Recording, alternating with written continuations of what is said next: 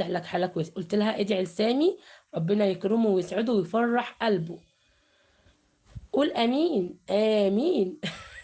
تعال احكي لك على عبد الله الزهراني. عبد الله الزهراني ده بيموتني ضحك، بيموتني ضحك على التعليقات.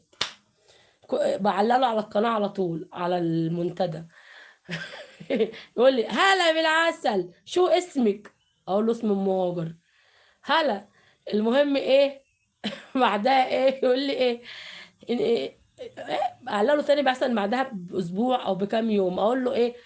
استاذ عبد الله منور الدنيا كلها. هلا والله، ما اسمك؟ اقول له ام هاجر. بينسى يعني. بعدين بشويه اقوم علق له تاني. هلا، ما اسمك؟ قلت له فتكات. قلت له فتكات. قلت له فتكات. بيقول لي عندي كام سنه على التعليقات؟ قلت له عندي 100 سنه واسمي فتكات. امي فتكات.